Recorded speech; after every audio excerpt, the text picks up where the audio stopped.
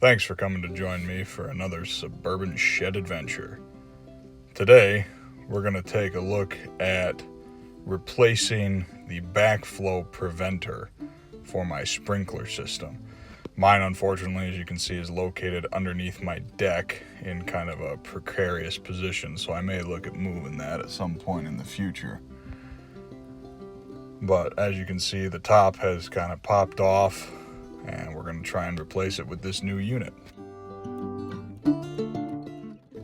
So to get started, I'm actually going to cut out part of the pipe in order to remove the old unit, and then unthread the bottom ball valve and thread off the entire unit. I unthreaded the ball valve from the new unit so that I can reattach it onto the existing piping with as little modification as possible.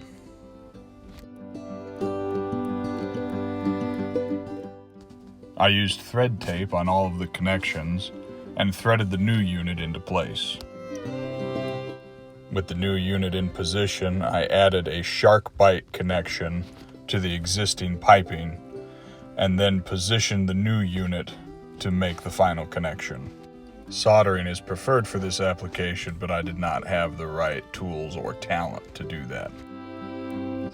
With the new unit installed, I was ready to valve on my system. I'm going to take a quick look at the old unit here.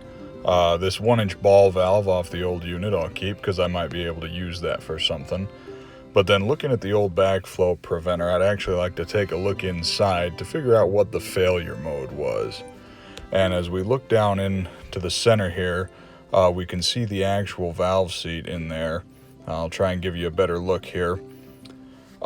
There's a center post that's supposed to connect to that valve seat on those 4 plastic pins, and those snapped off. The year that this broke, we had an early freeze, which most likely caused the ice to expand and crack that. So I just got to make sure that I have my system blown out a little earlier. After that, I'll go ahead and remove this other ball valve, keep it on the side. It might come in handy at a later time. But the main body of the actual backflow preventer, I'm going to go ahead and just recycle that.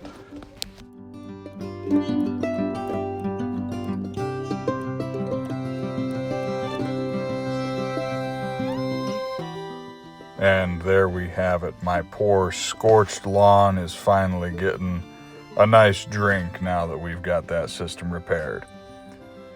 Thanks again for stopping by for this Suburban shed adventure, and we'll see you next time.